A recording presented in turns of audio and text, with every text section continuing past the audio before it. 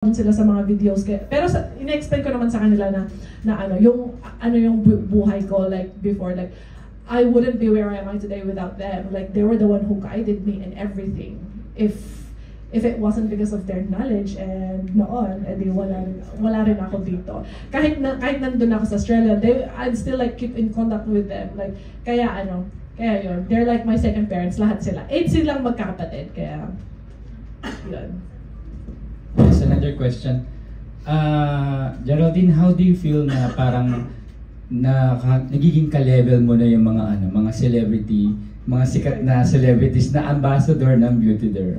Feeling ko hindi. Hindi ako feeling ko lang, alam mo yung feeling ko ngayon, parang yung ginagawa ko pa sa Australia, like always for example, yung like, what do you call, like Target na brand, kapag gusto nila kaming kunin na nagagawa ng videos. Parang yun yung feeling ko, yung gagawa ko ng videos para kay Ate Rhea, tapos lang, may extra lang na pa-billboard siya, kaya, parang hindi, like, I can't even consider myself as a celebrity or like, like even an endorser, because, like, I think it's just like, Grabe po siya, even the A-list, yung June pagka-post pa lang ni Jet, grabe na yung orders, na sold out tayo. Tapos yung bags naman, usually isa-isa lang yung stock ko, na-stress tuloy ako. Kasi ang daming orders, same pa ng bag na suot niya. Kasi naging favorite mo, gano'n. Oo, naging favorite niya, pati yung A-list, kasi usually Pinas, konting-konti lang abroad kaming clients, international po talaga ang followers nga na nag-follow sa amin, na nag-i-inquire na. Kasi nalaman nila, ay, ang mura pala sa A-list Avenue because of Geraldine. At mas sikat ka pa sa yung celebrities. Oh, hindi! Pero hindi! Saka napansin talaga, nagko-comment sa kanya, mga celebrities din. Minsan yung mga artista nagko-comment, tapos kasi hindi ko sila fina-follow, kaya hindi pumupunta, tapos biglang sabi, ang kapal-kapal ng mukha ko! Tapos nagbe-message sila, tapos sabi ko, minsan nagsasorry na lang ako kasi kasi yung pinsan ko yung kasama ko sa social media, at tapos sinasabi na lang niya sa akin, wala nag-comment si ganito, sabi niya, tapos magsisend na ako ng message, sorry talaga, sabi ko gano'n, parang hindi ko kasi nakikita. Pero ngayon, kaya but I feel like hindi lang, actually maraming ganito yung nangyayari, yung mga marami ding bashers, like sinasabi na, kasi eto nangyari to 3 days ago, nasa Isabela kami. Nag-disguise kaming dalawa ni Jet. So, kasi sobrang pagod na kami sa ang dami kasing ganap. Tapos nag-disguise kaming dalawa. Kasi so pumunta kami nag-grocery, tapos si Jet takip na takip yung mukha niya. And then me, I was wearing hat and then sunglasses and then a mask. Pero kasi yung buhok ko kasi black, tas ang haba-haba. Tapos nakita si Jet, si Jet pa yan, sabi nilang gano'n. And then my cousin was like, oh yes po. Tapos na-impier na siya, na-impier na yung girl.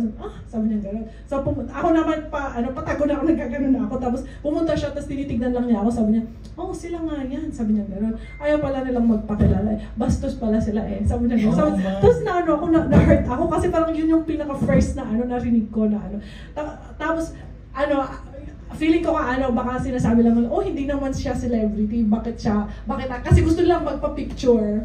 Pero naman, like, if they asked me, I would have said yes.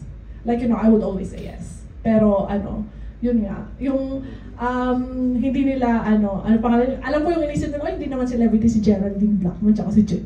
Bakit ganun yung nila? Bakit?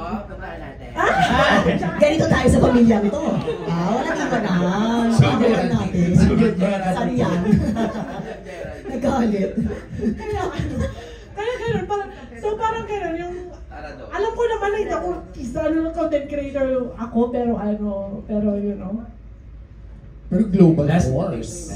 Global force. Sobra. Ang daming Australian. Actually, I think my Instagram has like, Australian, more in Australians, Americans, and then UK. Okay. And then Facebook is more on Filipinos. And then TikTok is like 50% Filipinos, tapos USA. I think yun yung audience ko. So far. My last question is, who among the Beauty Derm ambassadors would you like to collaborate with? Darla? Bag raid na ba ito? Mamaya. Bag raid na ito mamaya. Okay, A-list na sila mamaya. Si Jelay? May message si Jelay pala. Si Raver Cruzana? Parang magka-age nga sila. Hi, Josh! Showbiz crush ba ito? Josh, ano? Wala daw si Josh. Hindi naman niya naiintindihan yung sinasabi ko. Bakit si Raver daw? Hindi naka-translate online yan. May caption. Sabi ko importante yung mga subtitle. Oo nga. Laging may subtitles lahat ng ano, pero hindi ko siya lalagyan ngayon. Na nagsabi na ibang pangalan.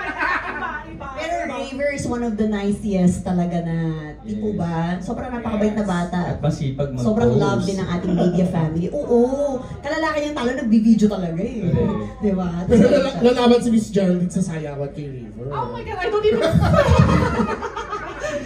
mo na ako. Bakit si Raver? Wala. Iniis ka niya. Sabi ko may darating ngayon na gwapo. Ang dami na niyang sinabing pangalan. Parang napagod na siya. Sige naman, i-surprise niya. Alam, nakita ko siya sa elevator kanina. Hindi na ako.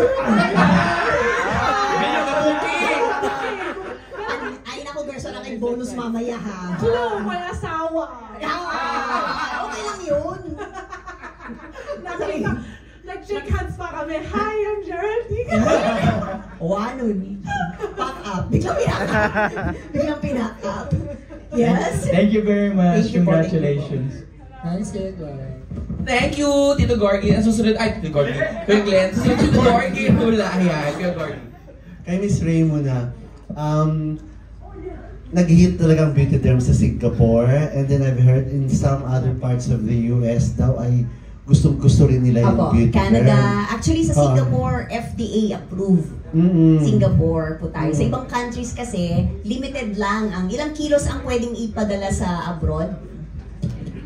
5 to 10 kilos lang pag hindi ka registered doon kasi parang parang personal use. So limited, Tapos pag frequent, syempre na-check na po yun kasi nagiging business ano. Pero sa pinamaba- US, may marami po tayo. benta ka na dun Yes sa po, opo. US And ng even beauty in derm. Australia, kaya they're so excited. Sabi ko sa kanya, I was there last year and I met with our sellers at lalo pa ngayon, comment sila ng comment kay Ading na punta daw doon. Sabi ko, okay. So tayo this year sa Australia.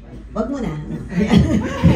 Ayun, pupunta tayo para magkaroon tayo ng meet and greet kasi excited na silang makasama din sila Geraldine. Like, ang daming nag-request. Kasi... Actually, first endorsement nga to na skincare, hindi nga talaga siya nagre-reveal ng skincare. Kinikilig din ako. Tapos ang dami na nag-offer sa kanya. Sabi ko, nakakaya naman natin, bakit naman ako? Sabi ko, gano'n siya kanya. Tapos, sige, ako bahala siya. So, napag-usapan niyo ni Miss Ray, napag-usapan niyo Geraldine yung baka eventually ay mag-put up na rin siya ng beauty derm store sa Australia. Then one of my surprises din sa kanya, ibibigyan ko ng negosyo package ang kanyang pamilya. Oo! Para makapagbenta sila dun sa Ifugao. Kasi malakas din ang Baguio branch natin. At syempre Baguio girls tayo. O yan. So kailangan awan pa J. Ifugao dahil pagmamahal sa kanyang pamilya, bibigyan natin ng kalahating million worth of products. Ang pamilya ni Geraldine. Andyan sila. Ayan. Ayun, magatibalong. Ayan, mga pinsan niya. Ganyan niya kamahal yung mga pinsan. Sabi nga, manager na ako. Hindi ba? Well, sige, naglako ko ni Jayon, Ayan, titinda sila kasi ganun niya kamahal yung kanyang pamilya. Sisimulan nilang kanilang beauty derm business. Eventually, dahil sabi ko, mahal ko tong kapatid ko na to, huwag mo na siyang mag-sell doon, siya na lang mag-endorse. Kasi mas maraming opportunities na naghihintay sa kanya as an endorser. Saka I'm very happy for her na ito na yung kanyang natatamasa ngayon. At marami pa, ang daming mga big companies na nagme-message sa kanya. Overwhelming, pero yan siya pa yung nangungulit, natulog pa siya, lang araw siya dito. Ako pa nagsabi, ating nakakahiya. Ang daming nag-i-invite sa'yo. Yan. So dito siya nagstay. The other day pa siya nandito. So very quiet lang kami. Ganon. Yan. Ganon ang aming friendship. Pigil na pigil. Sabi ko, huwag kang magpo-post kasi gusto na niyang kahapon. Wala, nag-post na ako kanina umaga. Sabi naman, Mar, nag-post na siya. In-edit niya na kagabi. In-edit. Ano siya, di ba happen pa? I know. Nung nag-shoot pa lang nung naka-standby ako, nag-edit pa ako eh. Galing na. Kaya nga eh, pagkagising ng umaga. Ano na yun, 6 a.m. yun. Nakita mo? Galing.